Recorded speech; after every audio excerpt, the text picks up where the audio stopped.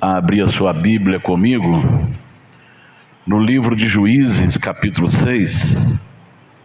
Juízes, capítulo 6.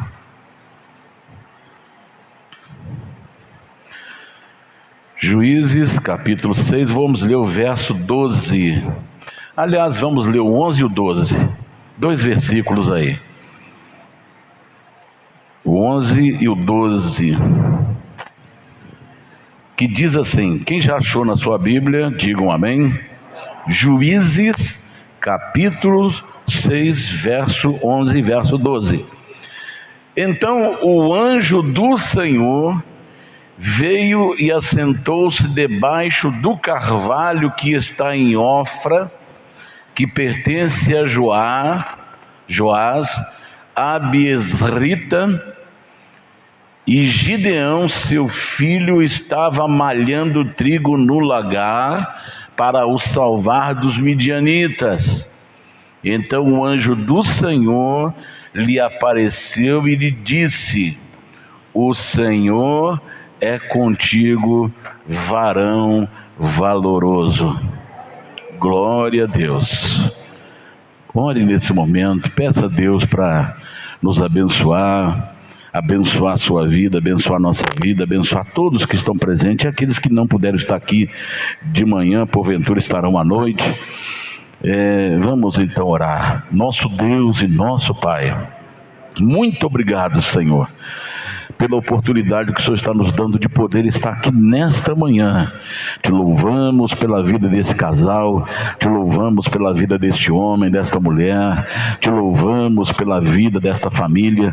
Que o Senhor possa derramar, Senhor, a tua graça, que o Senhor possa derramar, Senhor, a tua unção, que o Senhor possa derramar, meu Deus, o teu Espírito, que o Senhor possa manifestar, Senhor, com graça, com bênção, com milagres, Senhor, abençoando, fortalecendo, protegendo, livrando, Senhor, abençoando o teu povo, Senhor.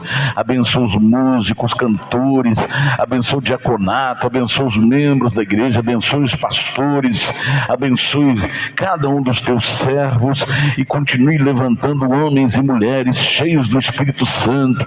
Prepara a tua igreja para o arrebatamento, prepara a tua igreja ao redor do mundo, prepare a igreja local, coloque as tuas mãos, Senhor, que o teu Espírito seja derramado e haja um grande, Senhor, mover do Espírito Santo no meio do teu povo, que haja um avivamento e a tua igreja possa ser tirada, meu Deus, e aí estaremos para sempre com o Senhor na glória. Abençoe cada um de nós, ministra o nosso coração, não me deixe desviar nem para a direita nem para a esquerda, mas me conduz, Senhor, dentro da tua palavra. Coloque a tua palavra nos meus lábios, na minha mente, no meu coração. Eu sou todo para ti, Senhor. Que o teu Espírito possa se apoderar de mim, como se apoderou de Davi, como se apoderou de Sansão, como se apoderou dos servos do passado. Que o teu Espírito se apodere desse irmão, dessa irmã. Que o teu Espírito se apodere de todos nós e sejamos cheios do Espírito Santo, sejamos guiados pelo Espírito Santo, sejamos conduzidos pelo Espírito Santo, sejamos ministrados pelo Espírito Santo. Nós te pedimos, meu Pai, em nome do Senhor Jesus, para todos sempre. Amém, amém.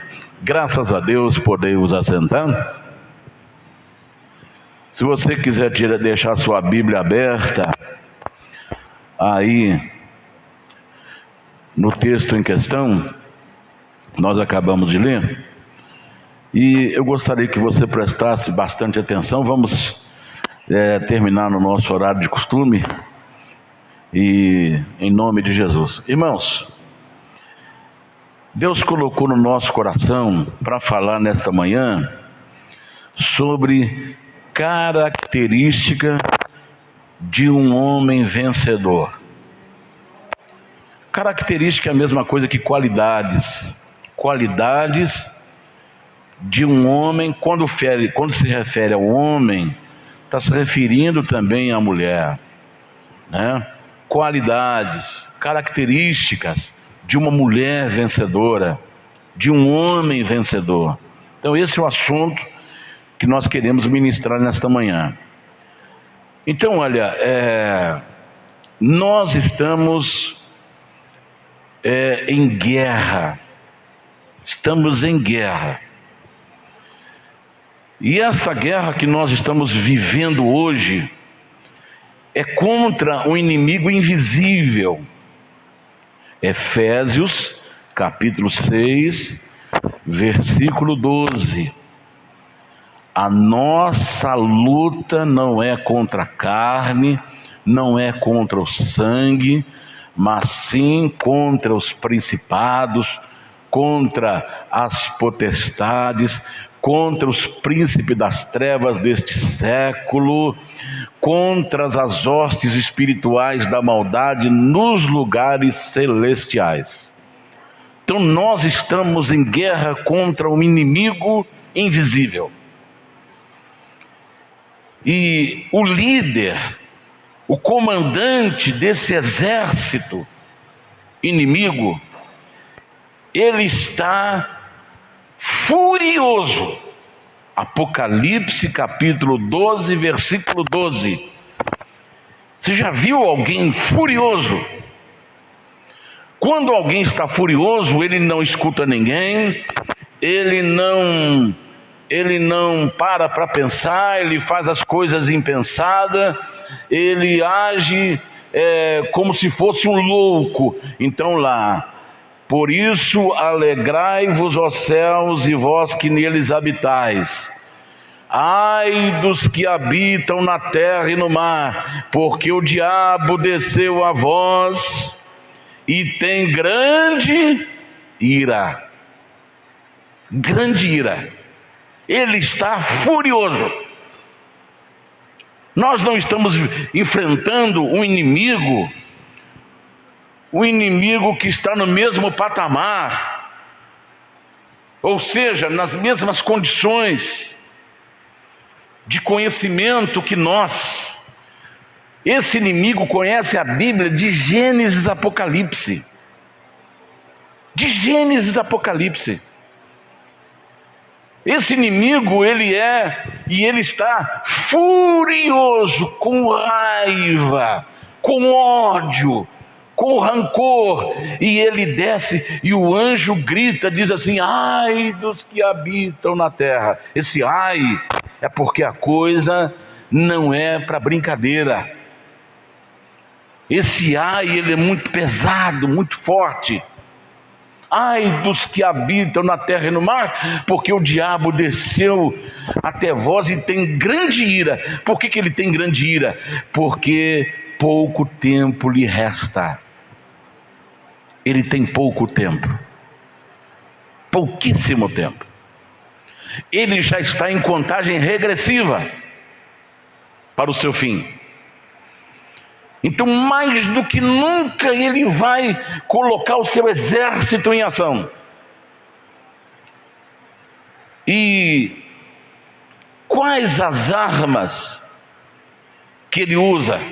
Não são armas convencionais, como nós estamos acostumados a ver numa guerra: canhão, mísseis, bombas, fuzis, metralhadoras, e vai por aí fora. Não são essas armas. Não são essas armas convencionais de uma guerra convencional. É uma guerra espiritual. Então, quais as armas que esse inimigo vai utilizar? Primeiro, suas armas, primeiro é o engano. Ele é especialista em enganar. 2 Coríntios, capítulo 11, 14, 15. Então, o que os seus anjos fazem? Se transforma em anjo de luz. Eles se transformam, não é maravilha, porque o próprio Satanás se transfigura em anjo de luz. Então, para ele promover o engano, ele tem que se transformar naquilo que nós veneramos, naquilo que nós cremos, naquilo que nós acreditamos. Acreditamos que os anjos são mensageiros de Deus. Acreditamos que os anjos são ministros, espíritos ministradores de Deus. Então a arma do engano, para ele conseguir enganar, ele tem que transformar-se num anjo de luz. Num anjo de luz. Segundo, está no mesmo texto aí, no mesmo versículo 15. Os seus ministros, aqueles que assessoram o diabo, se transfiguram em ministros de justiça.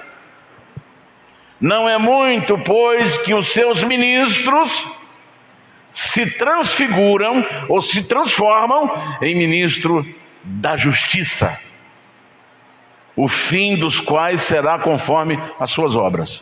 Então, ele utiliza para enganar, ele se transforma em ministro de justiça, em anjo de luz. Apocalipse, capítulo 20, versículo 10, fala que o diabo que os enganavam, e o diabo que os enganava foi lançado no lago de fogo e enxofre. Você pensa que onde estão a besta e o falso profeta, e de dia e de noite serão atormentados para todo sempre.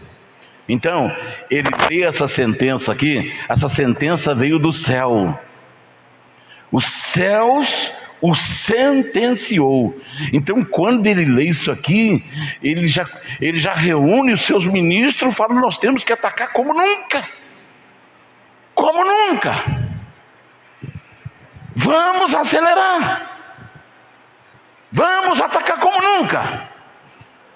E a primeira arma é engano. Usa o engano, usa o engano, usa o engano. Engane as pessoas. Transforme-se em anjo de luz. Transforme-se em ministro de justiça. Segunda, mentira. Mentira. Segundo Tessalonicenses, capítulo 2, verso 9.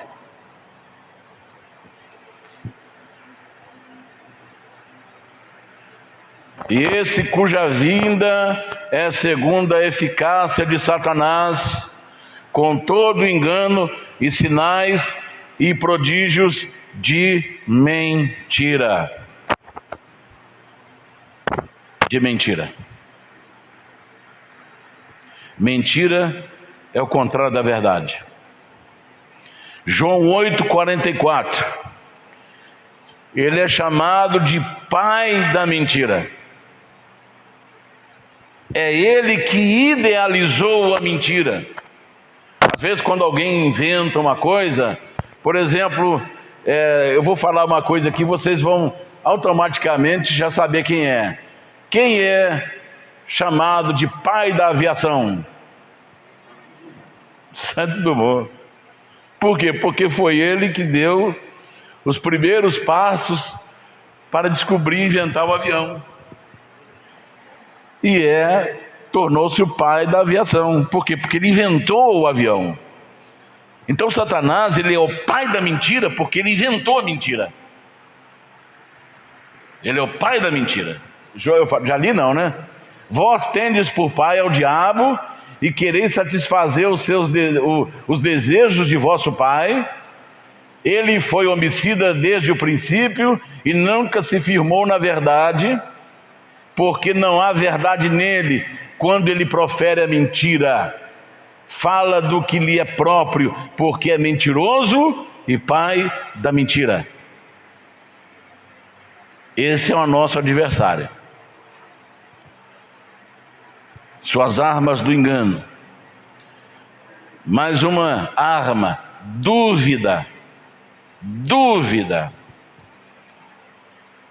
Foi assim que ele derrubou Eva e Adão. A dúvida é a pior coisa que tem. Você não pode imaginar como é que é a dúvida.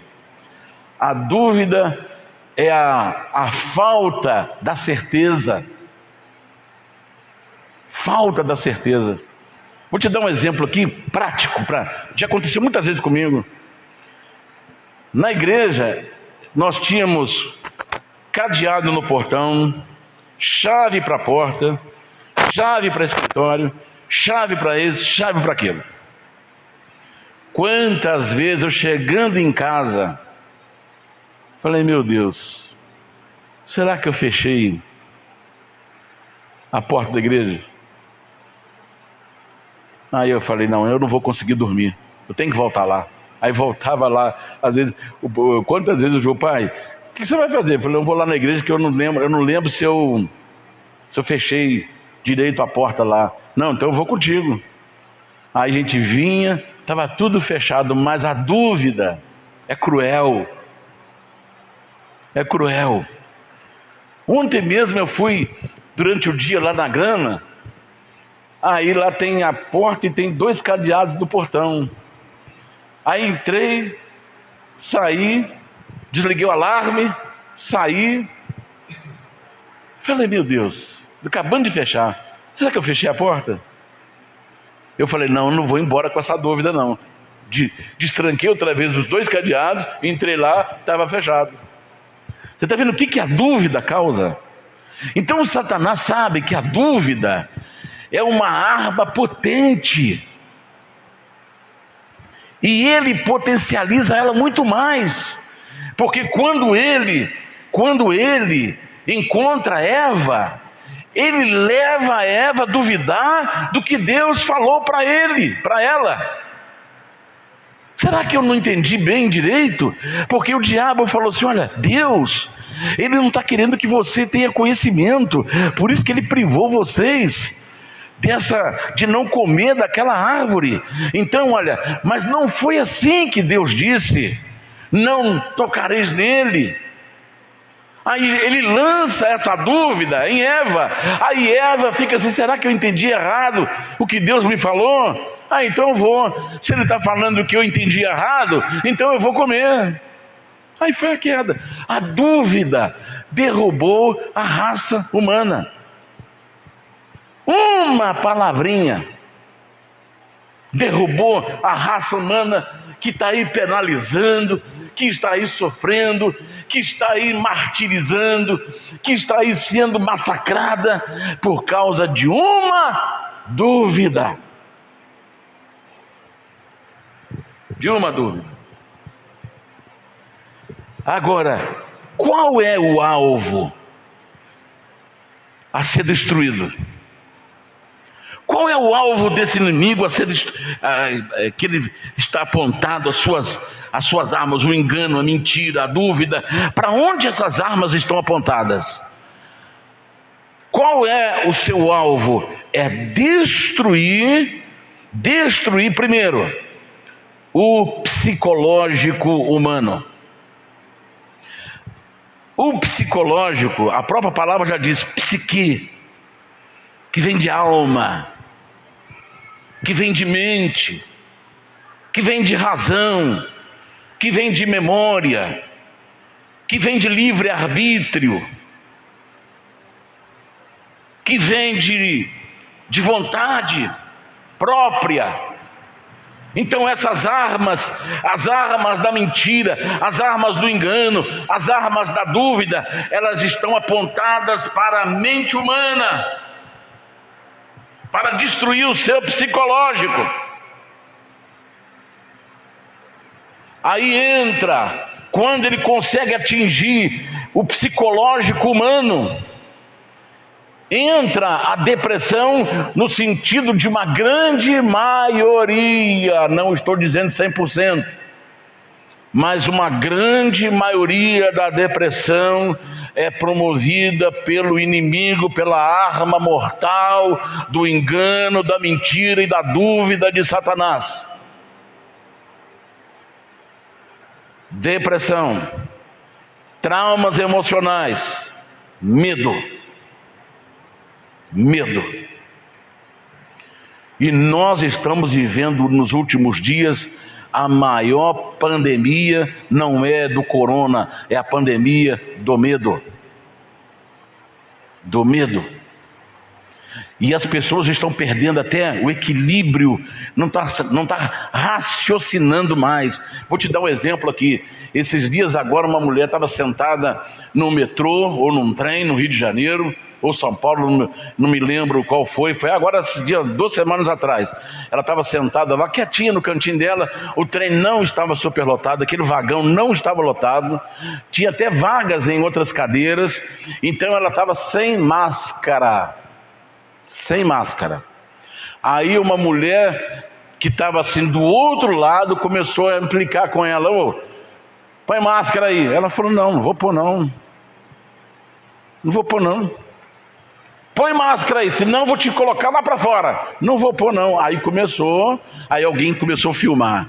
Irmãos, a mulher foi lá, acho que era um pouco fortezinha, pegou, arrancou a bolsa, a mochila que estava no colo dela, foi lá, abriu a porta do trem em movimento, jogou a mochila dela para lá de fora e depois pegou ela, arrastou até a porta do vagão e empurrou com o seu pé, empurrou ela lá para fora, e não se sabe o que aconteceu com ela. E sabe o que aconteceu? Quem estava naquele vagão, todo mundo aplaudiu. Eu quero dizer uma coisa para você: essas máscaras, isso não protege nada. Protege nada e nem ninguém. Porque são micro-organismos que eles passam com a maior facilidade pelos buraquinhos que existe no pano dessa máscara. Protege nada. O que está acontecendo é o medo. Satanás sabe que implantar o medo, se você não usar máscara, você vai ser multado, você vai pegar o vírus, vai acontecer isso e vai acontecer aquilo. Então, para você não criar problema, a gente vai lá e põe. Você pensa que esses grandões estão usando máscara? Eles pegam, colocam a máscara, tiram foto, depois cada um pega a sua e joga para lá. Você pensa que esses grandões deram o braço para tomar picadinha? É engano seu. Você acha que eles estão levando seus filhos para as filas de vacina para poder injetar esse líquido nos seus filhos? Nunca. Me aponte qual foi o deputado, qual foi o ministro, qual foi o grandão, o bambambam, que ele deu o seu braço para poder colocar essa picadinha. Nem o dono da Pfizer, nem o fabricante da Pfizer tomou a picadinha. Ele foi em Israel, e quando chegou em Israel, ele falou: eu não tomei a picadinha. Mas o senhor não é o dono da Pfizer? Sou, mas eu não quero tomar. Sabe por quê? Porque ele sabe o que tem naquele líquido. Onde Satanás está pegando as pessoas? Pelo medo. E aí quem tomou, meu Deus, tem misericórdia, qualquer coisa que sente, fica assustado. E é para assustar, lamentavelmente. Eu estou sendo claro para vocês, porque a minha responsabilidade é muito grande perante Deus. Muito grande. Então Satanás sabe que o medo leva as pessoas a fazer qualquer coisa. A fazer qualquer coisa. Então, para onde está apontado essas armas? Qual é o alvo a ser destruído? O psicológico humano, a mente humana. Aí você vê pessoas falando cada coisa, você fala assim: eu não acredito nisso. Não acredito que essa pessoa está falando isso aí. A mente dele já está destruída. Ele já não raciocina mais. Ele já não consegue pensar mais. O medo não deixa ele pensar mais. Está entendendo? Segundo alvo, a nossa vida moral. O que é moral? Moral é regras de comportamento. É um grupo de regras que determina o nosso comportamento. Comportamento moral é o comportamento adequado, aceitável. Então, o que ele está fazendo? Ele está invertendo os valores. As artimanhas de Satanás vamos inverter os valores. Aí vamos lá. Fizeram agora há pouco tempo um Miss Beleza. Como é que chama? É Miss Beleza que chama? É quando tem aqueles concurso de a mulher mais linda do planeta. Como é que chama? Miss Brasil, Miss Universo, e vai para fora. Aí, sabe o que aconteceu? Alguém entrou na justiça dizendo que isso aí é é uma forma de preconceito, com as pessoas feias. Então, começaram a fazer agora o concurso da mulher que é mais feia.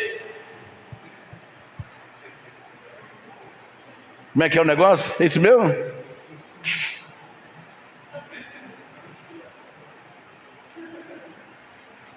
O concurso de mulher, preste atenção, o concurso de mulher mais bonita, quem ganhou foi um homem. Não tem ovário, não tem útero, o DNA é masculino, mas ele foi considerado a mulher mais bonita. Você está vendo os valores? Está percebendo os valores?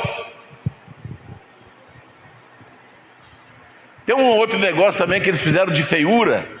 Transformar a feiura em coisa bela. Você vê uma coisa feia, mas você não pode dizer que é feia. Você tem que falar que é belo, aquilo que é a coisa mais bonita. Eles pegam um quadro de rabisco e falam assim: olha que quadro mais lindo que tem. Você não pode chamar de quadro feio. Por quê? Porque aquele quadro ali é bonito. Olha como é que eles estão bombardeando o comportamento das pessoas, mudando o comportamento das pessoas para que os valores sejam invertidos.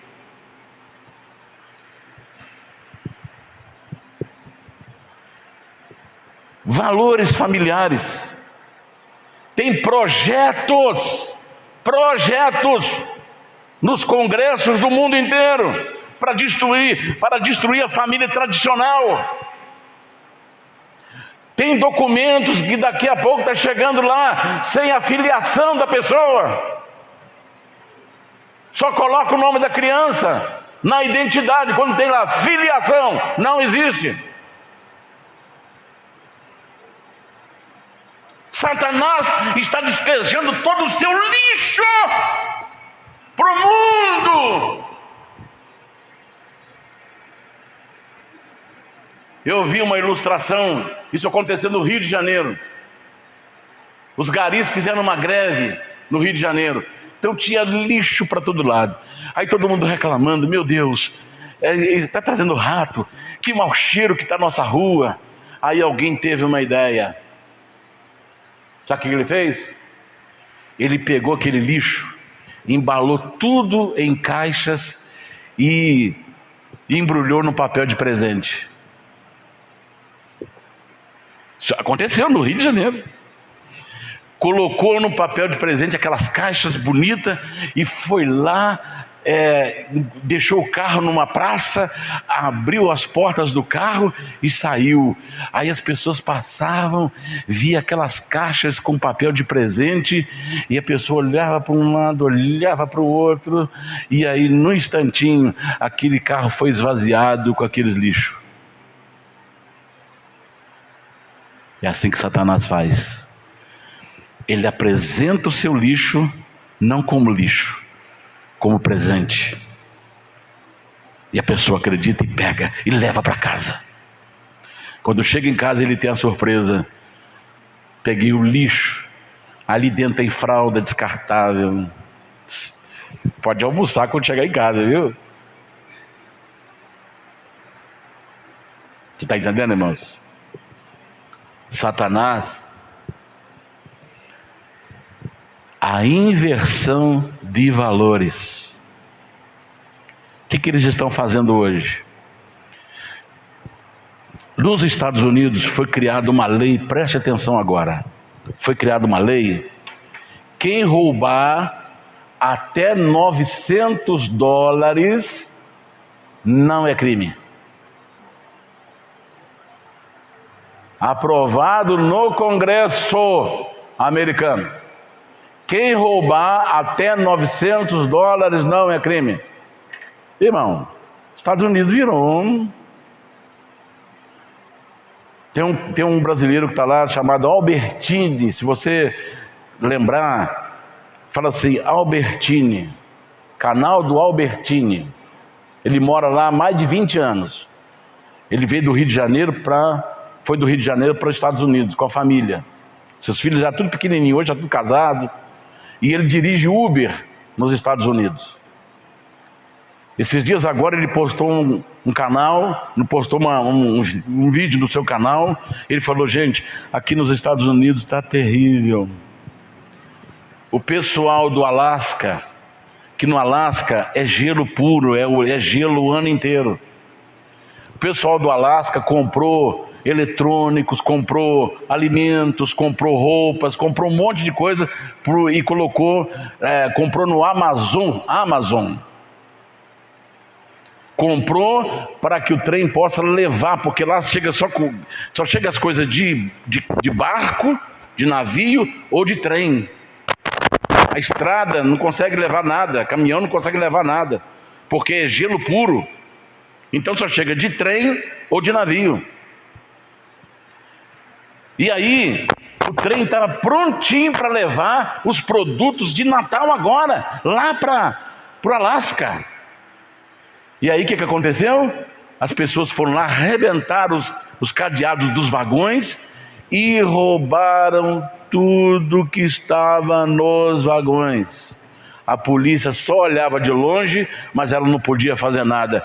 Se chegasse, pegasse o ladrão, ele falava: não, isso aqui vale menos de $900.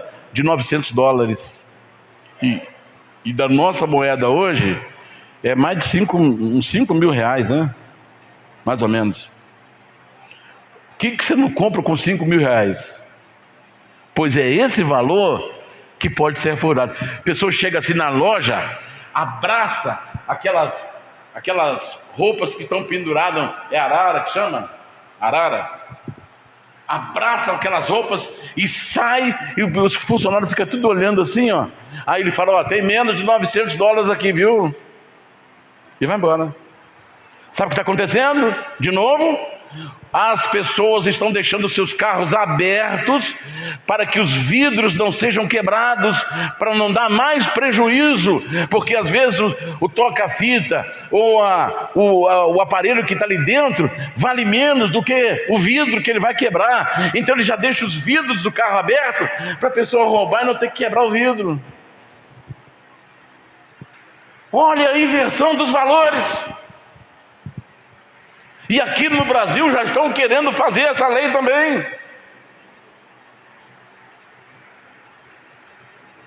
Hoje nós estamos vendo aí alguns elementos entrando para poder liberar o uso de drogas. Por quê? Porque quer fazer uma sociedade de zumbis. Não quer que o homem pense. Não quer que o homem reflita. Eles estão querendo roubar a nossa capacidade de pensar. Eles estão querendo roubar a nossa capacidade de escolher. Satanás está lançando o seu último ataque sobre a vida humana. E isso está acontecendo no mundo inteiro. corrupção.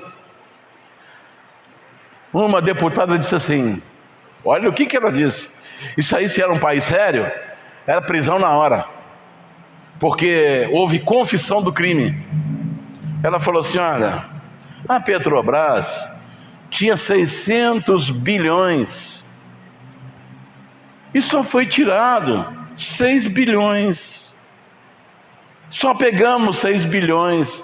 Quer dizer, se você calcular, é 1% do que tinha no cofre da Petrobras. E vocês estão falando que ela foi quebrada por nós. Deu para entender, irmãos?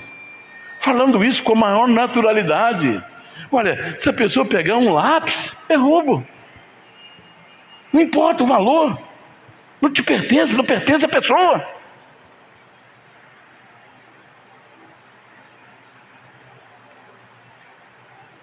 Então, irmãos, nós estamos vendo isso com naturalidade. Sabe por quê?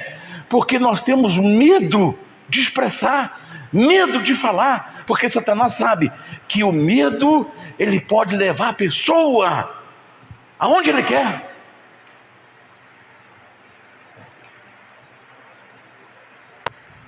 E a arma do medo está fazendo com que a corrupção seja aceita com naturalidade, os valores familiares sejam jogados no lixo com a maior naturalidade. Vamos tirar da mente da criança a figura do pai, a figura da mãe, para que ele não tenha uma figura materna e nem paterna. Aí tem mulheres entrando na justiça para poder casar com seu filho. Irmãos, olha, se eu fosse contar para vocês aqui, Satanás, olha, tá furioso e lançando a sua destruição sobre a vida humana. Terceiro alvo, a vida espiritual da pessoa. Então Satanás está apontando para a nossa fé a sua arma, ele quer destruir a nossa fé.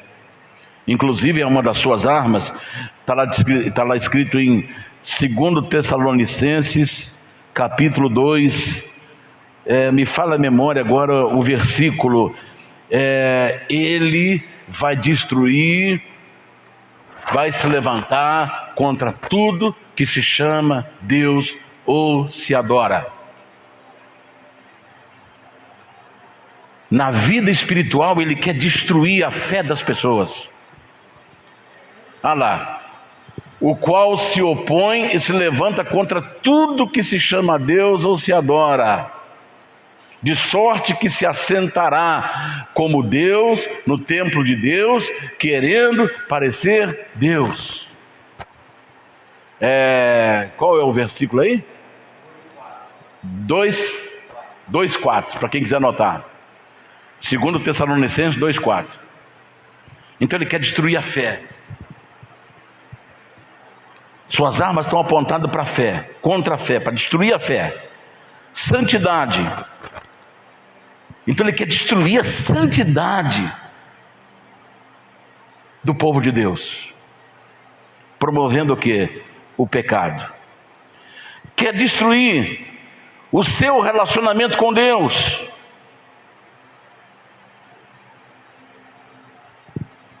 A Bíblia ensina para nós que a nossa vitória vem de um relacionamento com Deus. Está escrito lá, 1 João 5:4.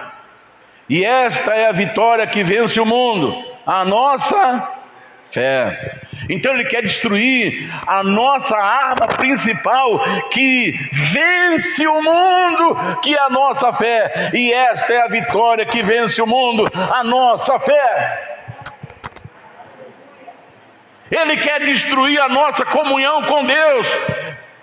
1 João 5:18.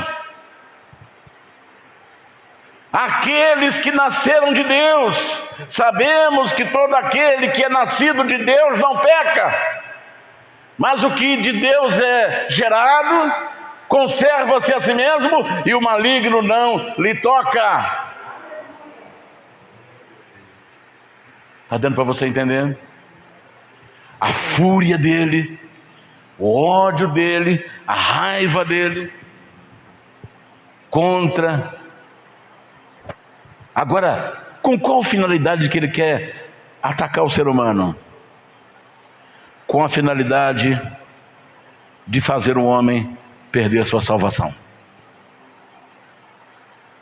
Perder a sua salvação. Apocalipse 19,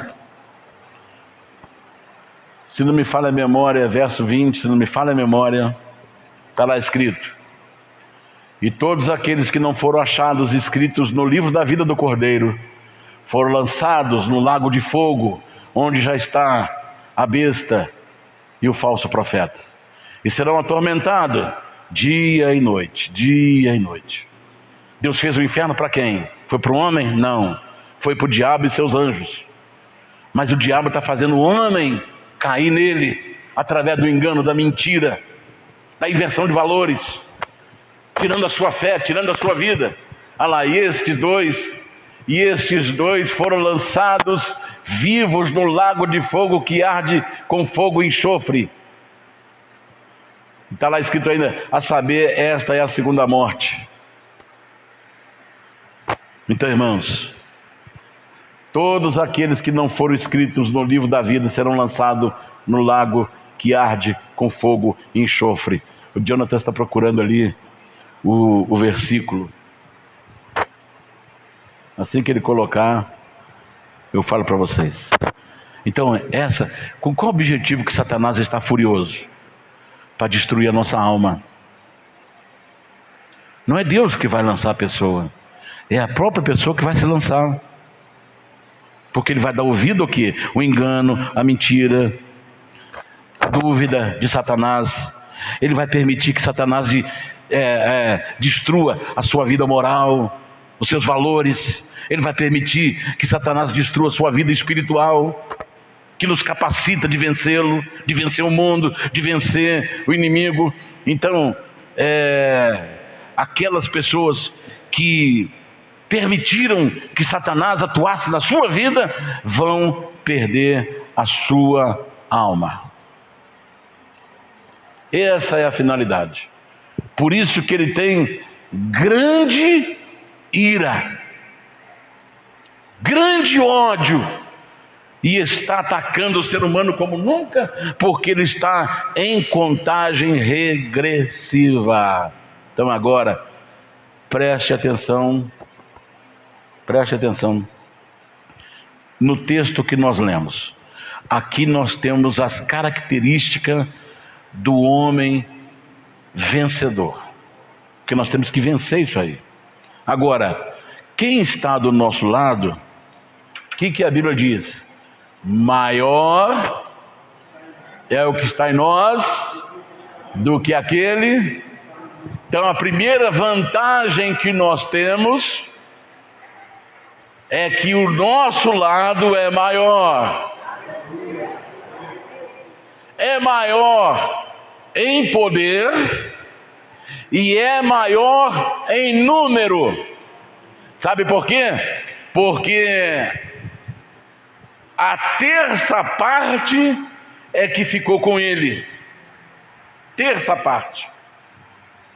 Então, vamos colocar aí, de 1 bilhão, apenas 300 milhões ficou do lado dele. Então nós temos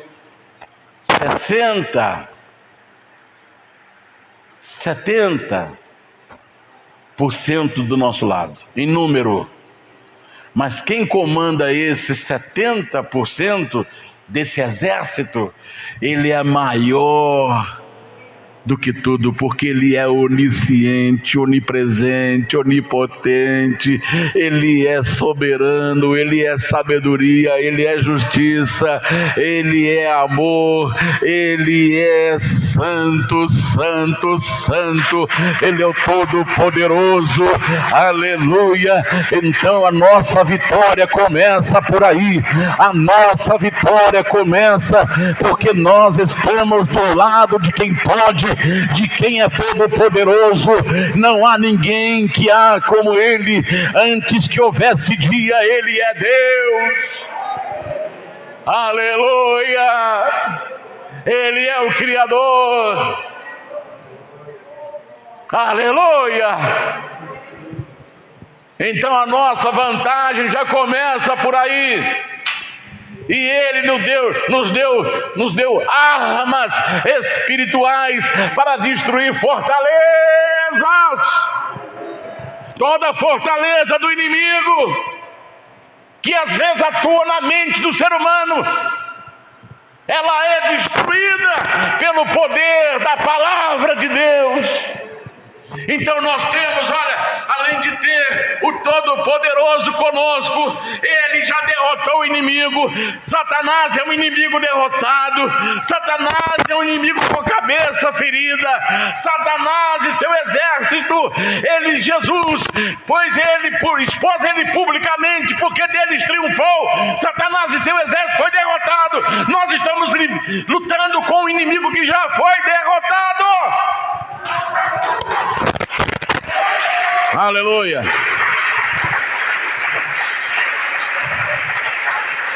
O inimigo que já foi derrotado. Mas ele não desiste. Então agora, esse texto que nós lemos aqui, entra a característica de um vencedor. Por quê? Só vai entrar no céu os vencedores. Apocalipse 2. No finalzinho de cada igreja está lá: ao vencedor, ao que vencer, ao vencedor, o que vencer. Todos os períodos da igreja marca o vencedor. Tem sete versículos que fala ao vencedor, ao que vencer. Então nós estamos numa guerra, não é para empatar, não é para perder. Essa guerra é para ganhar. Amém? Porque só entra lá os vencedores. E agora, quais são as características que me faz vencedor? Quais as características?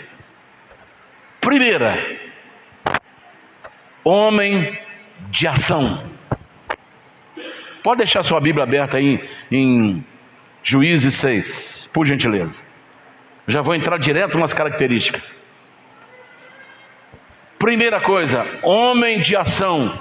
Pode falar aí para o pastor que está ao seu lado. Você pode falar aí para o seu filho que está ao seu lado. Você pode falar isso para a esposa que está ao seu lado. Você pode falar para a sua noiva que está aí do seu lado. Você pode falar para você mesmo, se você estivesse sentado sozinho. Vamos lá. Homem de ação. Homem de ação. Homem de ação. Homem de ação. Primeira característica: homem de ação. Mulher de ação. Mulher de ação. Mulher de ação. Homem de ação. Mulher de ação. Ação quer dizer praticar. Prática ou praticar. Não está só na teoria. Porque às vezes a pessoa tem muito conhecimento teórico, mas prático nenhum. Então, vamos ver. Juízes 6:11.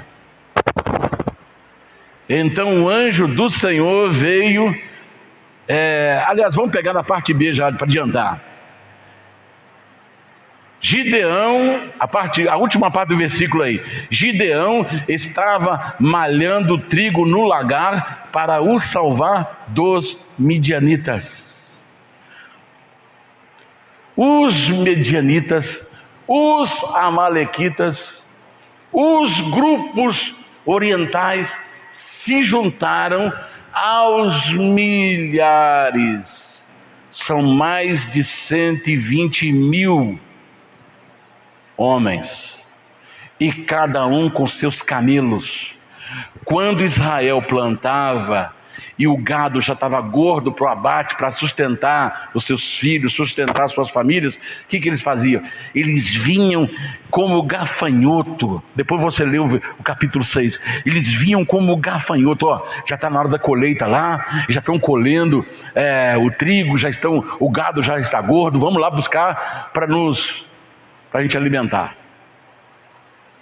Aí eles davam sobre os judeus, povo de Israel, e levavam tudo o que eles tinham. Levavam as tendas, porque não era casa construída, era tendas.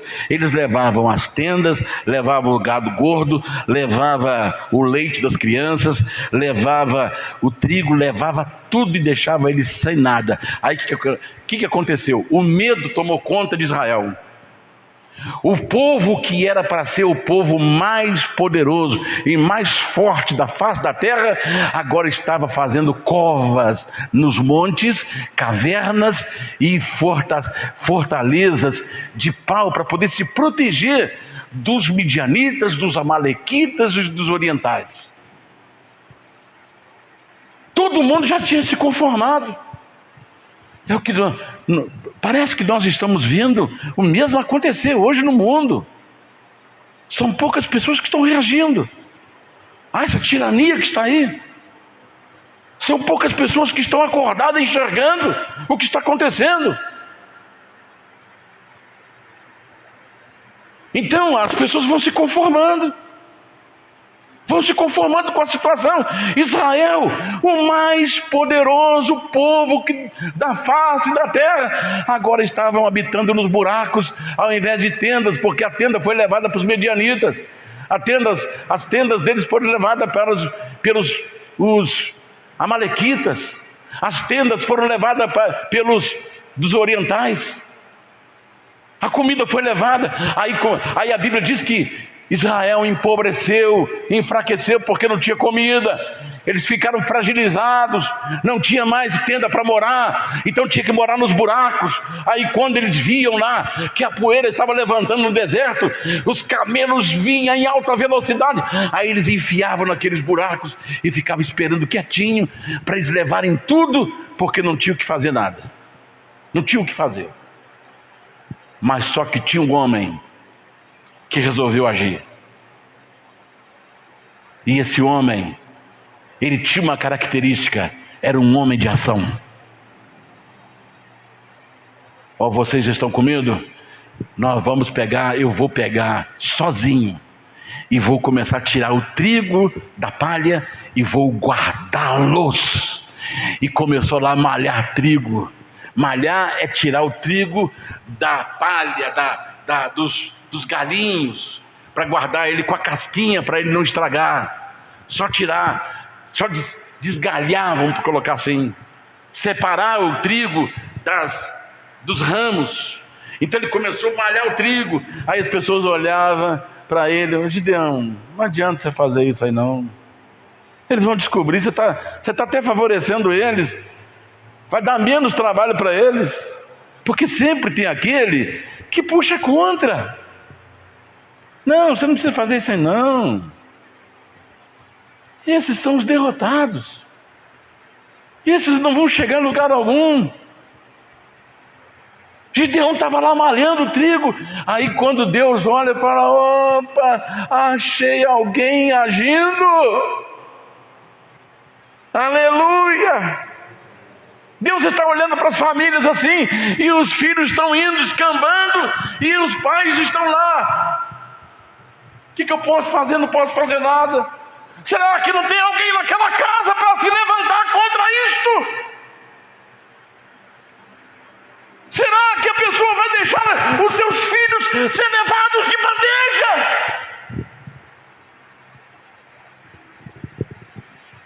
A primeira qualidade, a primeira característica é ser pessoa de ação. Ação é agir, é colocar em prática. Eu não me conformo com isto, eu não vou aceitar isto, eu vou fazer alguma coisa. Aí é isto que desperta o coração de Deus. Fala: opa, Jesus falou assim: pai, eu vou lá pessoalmente ver isso aí. Vou lá pessoalmente. Aí Gideão está lá todo suado, malhando trigo. Aí o anjo do Senhor chega e fala para ele: varão valoroso, o Senhor é contigo. Se ele descobrir alguém na casa que não está aceitando essa nojeira de Satanás, aqui em casa não, demônio, televisão, vai ficar encostada em casa, a televisão já está encostada há quase mais de um ano, não vejo televisão. E ainda tem cristão que está lá vendo novela de Globo, pela madrugada, irmão. O demônio está entrando dentro da casa, pela novela. Ainda tem gente ainda que não acordou. Tem gente que não acordou ainda.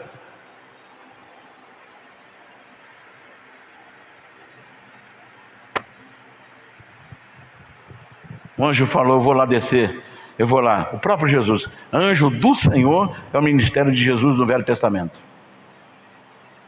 Varão valoroso. Por quê? Porque Gideão estava agindo em vez de reclamar. Reclamar não adianta, não. Tem que agir. Deus nos criou com o espírito de ação. De ação. De dar uma resposta. Não aceitar com naturalidade aquilo que vem contra os nossos princípios, os nossos valores.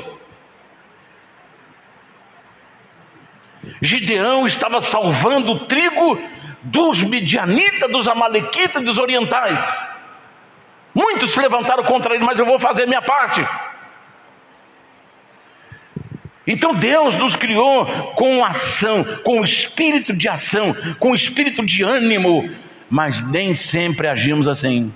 Sabe por quê? Porque nós nos conformamos, nós assumimos a forma daquela situação. A Bíblia mostra para nós quantas coisas que nós precisamos guardar, as coisas que nós valorizamos. Apocalipse 3:11, guarda o que tens, para que ninguém tome a tua coroa. Nós precisamos guardar do inimigo a nossa coroa, guardar o nosso coração. Provérbios 4:23, já falei de Apocalipse 3:11, guarda o que tens para que ninguém tome a tua coroa. Provérbios 4:23, guarda o teu coração, porque dele procede as fontes das vidas, as fontes da vida. Guardar o Espírito Santo, não apagar o Espírito Santo da nossa vida.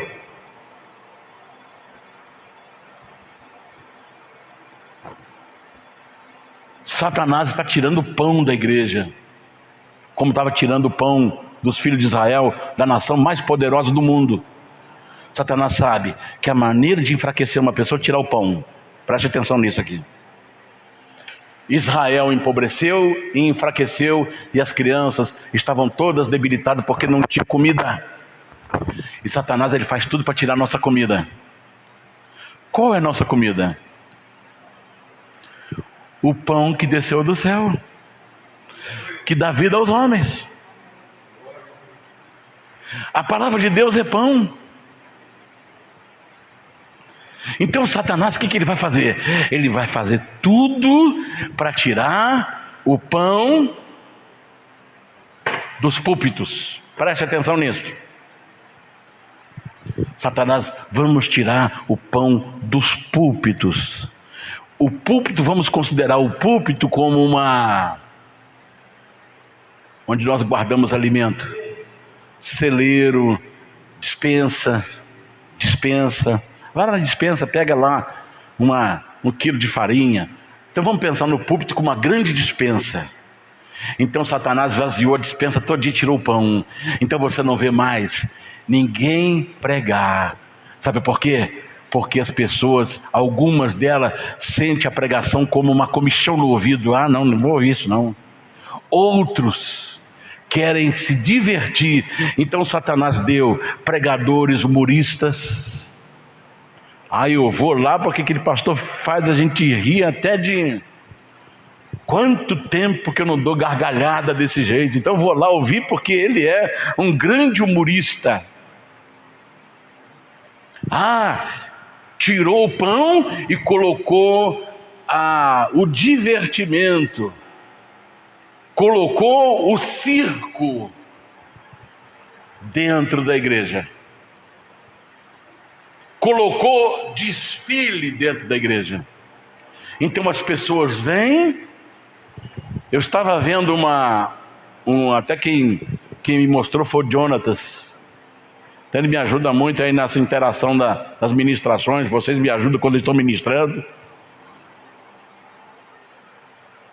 Ele mostrou, tá lá, tem um trabalho nessa denominação que diz assim, Dia das Primícias. Então o que eles fazem? Fulano de tal, vem cá. Eu quero falar uma coisa aí, pastor. Aí a pessoa vem e fala, eu estou dando o meu carro para o baterista da igreja. Todo mundo... Aí vem outro, pastor, eu estou dando o meu carro para aquele irmão fulano de tal. Aí todo... Vai lá, abraça eles, vai, abraça. Aí vem a pessoa e fala assim, pastor, eu estava juntando dinheiro para comprar o meu terreno, está aqui 50 mil reais, eu estou dando. Aí já pega aquele envelope, entrega lá para o tesoureiro, aí começa assim, aí nós vamos lá, parece muito bonito, não é isso, irmão? Poxa vida, aquele irmão dando carro para o outro, aquele irmão entregando lá um envelope de 50 mil reais. Outro falou assim, pastor, eu estava juntando esse dinheiro para me viajar para os Estados Unidos, então está aqui para a igreja. Tudo assim, aí todo mundo... Aí o pastor fala assim, olha, eu vou dar minha picape lá para o irmão tal. Aí o pai está... Aí você fala assim, pastor, parece coisa linda. Aí todo mundo vem, será que eu vou ganhar um carro hoje na igreja? Aí nós vamos para a Bíblia.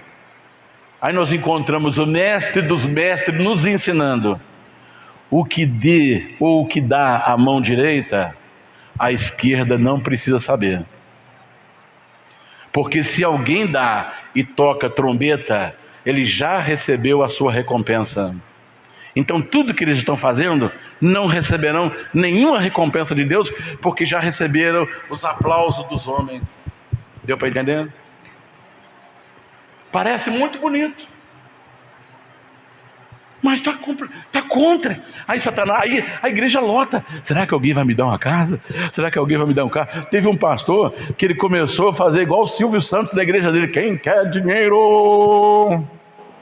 Quem quer dinheiro? E dava aquela risada de Silvio Santista. Aí ele falava assim, olha, irmã, onde está escrito isso na Bíblia? Ela fala, João 23, ela nem tem 23, né? João 20, versículo 1. Confirma aí, irmão. Ganhou 100 reais, ganhou 100 reais, oi, oi. Aí tem uma irmã falou assim, eu vou lá para ver se eu ganho 100, estou precisando de 100 reais, eu vou ver se eu vou lá no culto, ver se eu ganho 100 reais.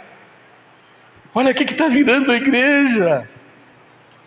E é isso que o povo gosta, é isso que o povo quer, diz Januário. Está lá. Já não vou falar, está lá o corpo estendido no chão.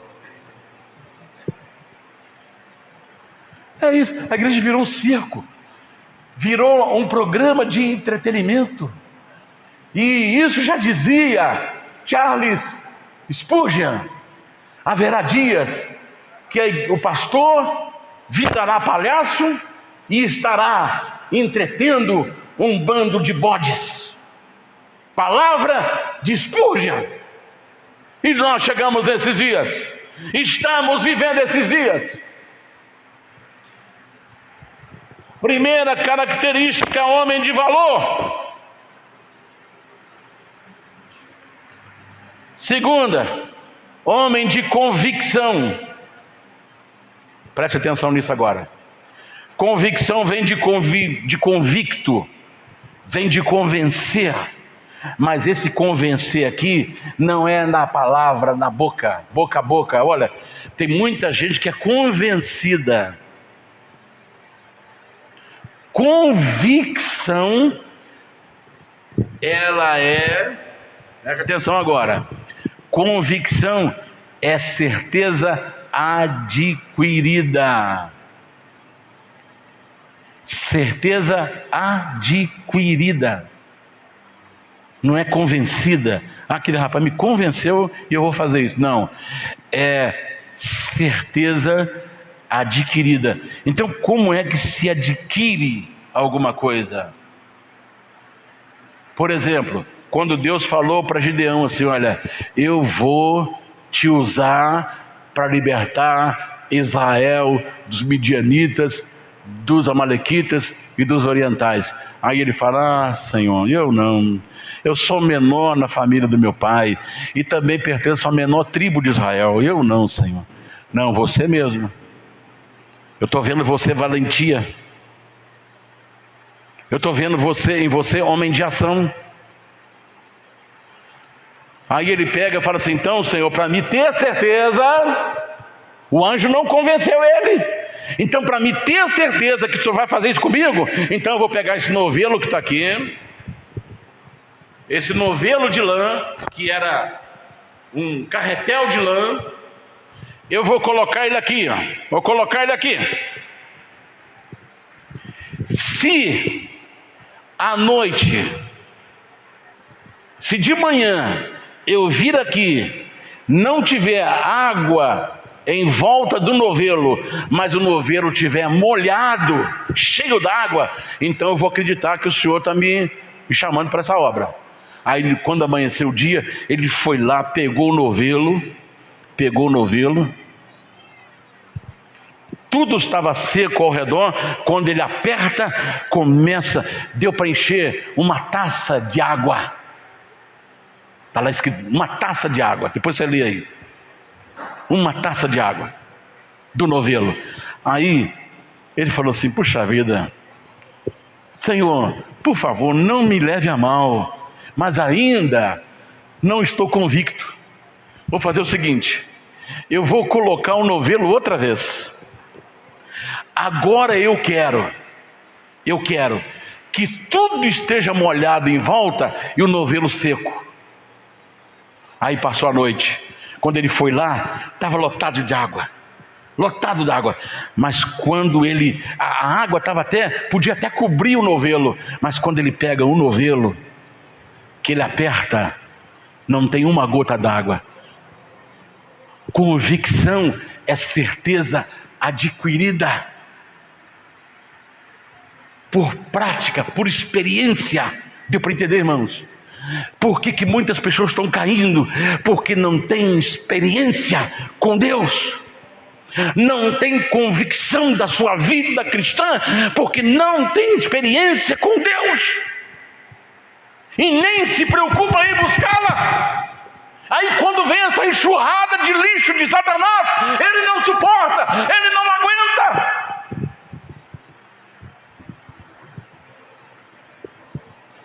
Homem de convicção, foi nessas experiências que ele teve, que ele adquiriu a convicção. Então, para mim ter convicção, eu preciso de experimentar. Deu para entender, irmãos?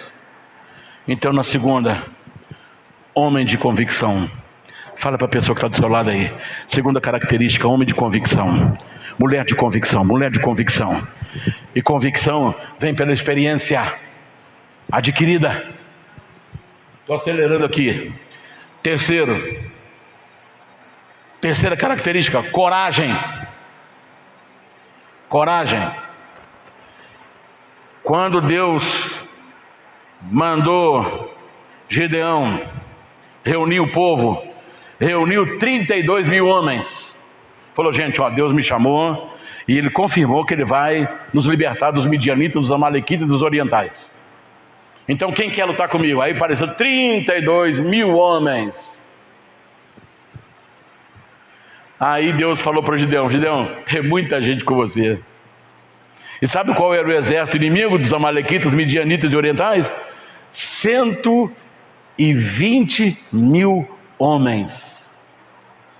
120 mil homens que estavam fortes pela comida dos hebreus. E o povo hebreu fraco, porque não comia. Preste atenção nisso. Aí 32 mil homens apareceram. Aí Gideão, Deus falou para Gideão: Gideão, tem muita gente com você. Muita gente. São menos de 20% do exército inimigo.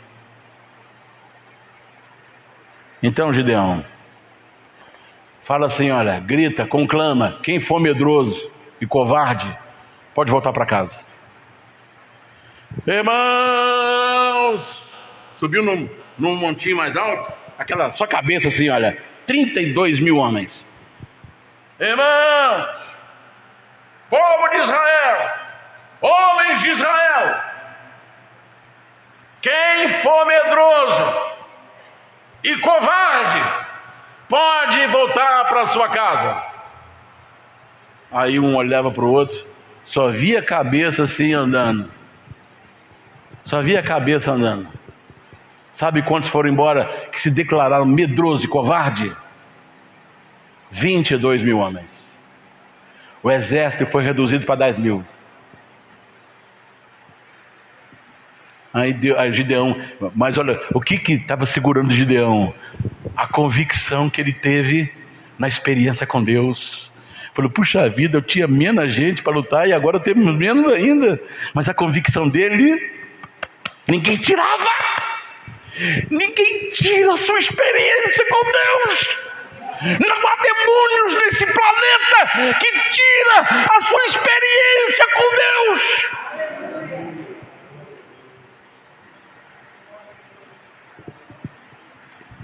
Ficou 10 mil. Aí Deus falou, Gideão, ainda tem muita gente. Oh meu Deus, tem misericórdia. Tem misericórdia. Você vai fazer o seguinte, manda o povo beber água. E aí eu vou mandar você separar aquelas pessoas que vão lutar com você. Aí Gideão falou, gente, está muito calor, vamos beber água. Aí tinha gente, poxa vida, eu estava doido para tomar água, o Gideão não falava nada. Aí tinha gente que chegava e ó, na água, mergulhava.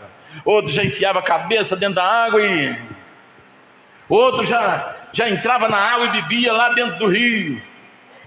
Mas havia 300 homens que eles agacharam,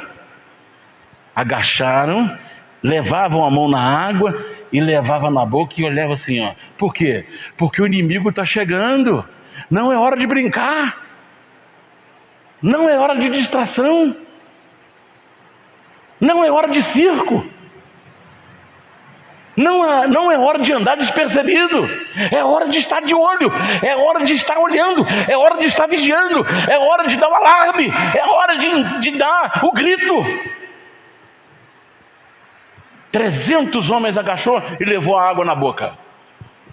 Separa esses aí. Aí Gideão talvez até pensou assim, esses aí vão embora para casa. E aqueles ali, 9.700, talvez vai ficar comigo.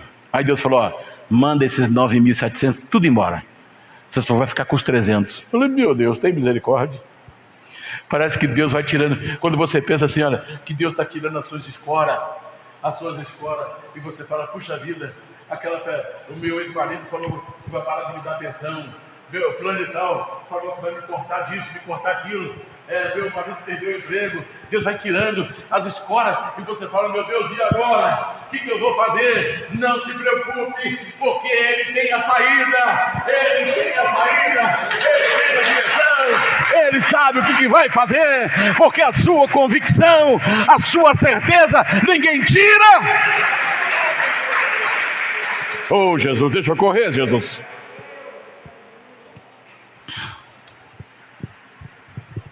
Você vai com esses 300 homens.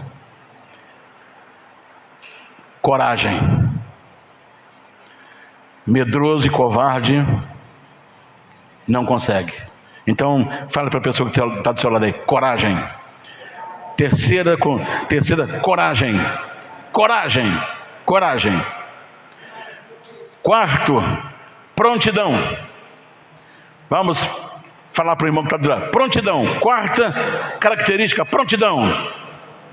Prontidão é quem está pronto para ação, pronto para agir, prontinho para agir, está sempre preparado.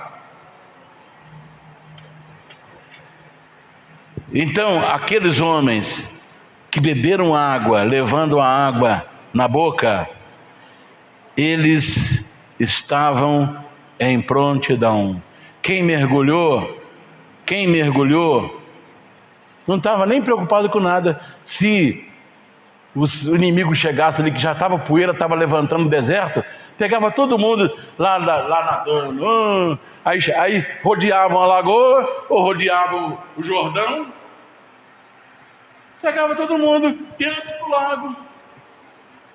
Mas tinha 300 que não ia pegar, porque 300 estavam assim, ó, de olho, se a poeira está chegando perto. Prontidão.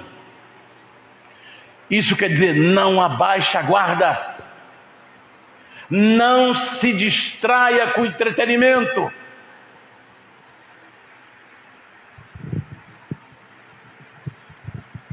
Deixa eu correr para encerrar. Esses homens não se dobraram e não se curvaram diante das circunstâncias. É essas pessoas de prontidão que não vão se curvar diante das coisas que estão vindo por aí. Quinto, característica: fé. Fala para o seu irmão que está do seu lado: fé é a quinta característica. Fé é o firme fundamento daquilo que se espera e prova de coisas que não se veem. Ele adorou o Senhor, ele prestou culto ao Senhor e creu na experiência que teve. Ele creu. É isso que o levou a lutar contra 120 inimigos armados com 300 homens e sem arma. Sabe com o quê? Uma trombeta, um vaso e uma tocha. Nem arma Deus colocou na mão deles. Por último, criatividade.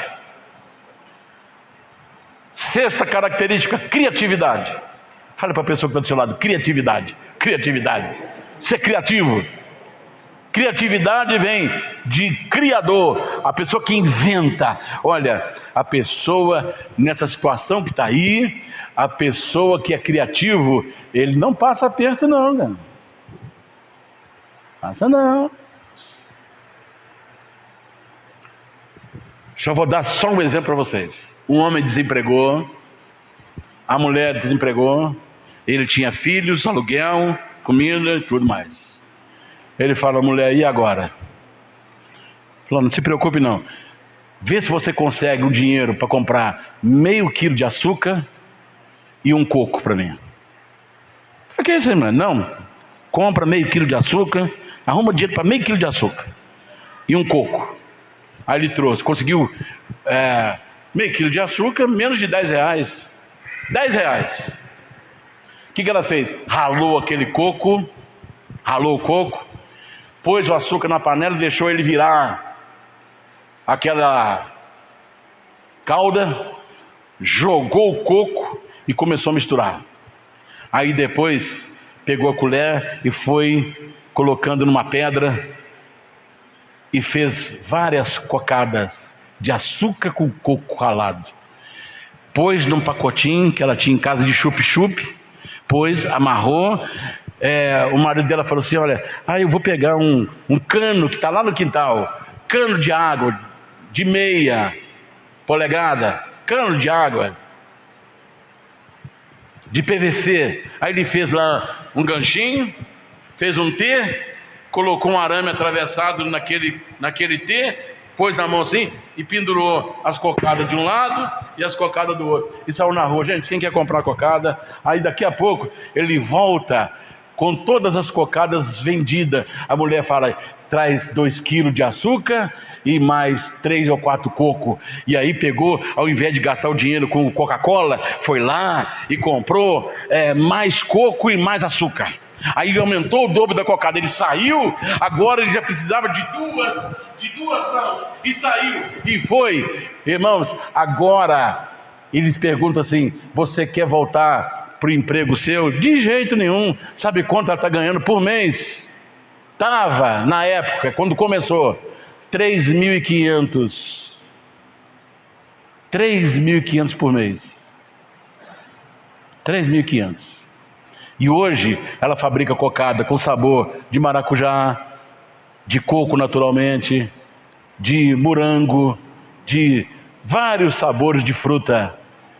E agora trabalha dentro de casa, o marido sai a hora que ele quiser, vai, vende e está em casa. Sabe por quê? Criativo. Deu para entender, irmão? Criatividade. Criatividade. Ele pegou vasos, tochas e buzina. Era a estratégia, e os 3 grupos impactaram os midianitas, os amalequitas e os orientais. Aí ele cercou, quando ele descobriu lá, eles bebendo, comendo a comida deles, do arraial. O arraial estava todo mundo feliz, os midianitas, os amalequitas, os orientais, estava todo mundo lá reunido. Aí Gideão falou, olha, pega 100 aqui, ó, 100 vai para ali, já estou encerrando, outros 100 vai para lá e outros 100 vai para lá. Quando eu der o sinal, vocês toquem a trombeta, acendam as tochas e quebrem os vasos. Então, imagine 300 vasos sendo quebrados no chão, tochas sendo acesas, trombeta tocando. Sabe o que aconteceu? Nós estamos cercados. Aí, olha, existe um ditado entre eles. Ditado não, é uma... Ô Senhor, foge a palavra que eu quero. Que eles preferem o suicídio do que se entregar para o inimigo. É uma tradição, é uma honra se matar, mas não se entregue ao inimigo. Quando eles viram que estavam cercados, que o barulhão que fez os cântaros no chão, a tocha acesa, falaram, acabou, nós vamos morrer. Aí começou lá, eu te mato, você me mata. Acho que isso aí não dá certo, né? Porque se ele matar o outro não pode matar. Então, olha, eu mato você e você que está aí vivo me mata. E vai assim. Aí combinaram. Aí um começou a matar um ou outro. Está lá, pode ver que está na Bíblia, está isso aí, capítulo 7. Começaram a se matar. E o que não morreu, fugiram. Só que tem uma coisa. Gideão, ele foi atrás do inimigo. Eu só vou encerrar agora aqui. No capítulo 7. No capítulo 7, ele vai atrás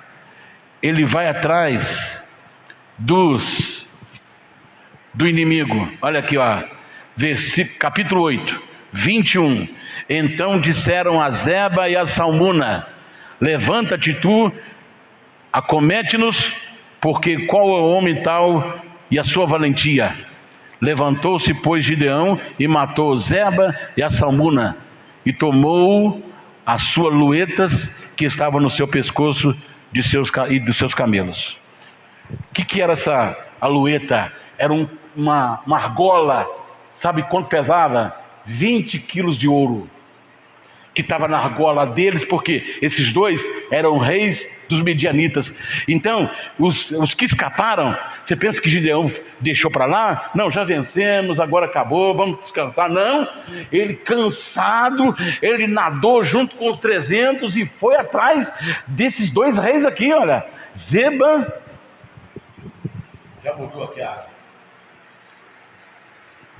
Zeba e Salmuna, os 2 reis dos midianitas. Ele foi atrás. Por quê? Não deixar o inimigo vivo, não dar descanso para o inimigo. O inimigo não dorme. Amém. Eu tenho que parar. Mas vamos guardar isto. Ele não desistiu até que o último inimigo foi derrotado. Então, você está orando para o seu pai, para sua mãe, para um parente seu? Não desista. Não desista. Enquanto você não vê o inimigo prostrado, não desista da sua batalha. Sua batalha ainda não acabou. Ele estava com fome, cansado, ele pediu até comida a um rei. Falou assim: olha, eu vou te dar, só se você me matar esse Zeba, né? E Zalmuna. Se você matar ele, eu te dou comida. Ele estava com fome, mas mesmo com fome ele foi atrás. Mesmo cansado ele foi atrás. Isso que Deus quer ver na gente. Não desistir nunca. Amém, irmãos?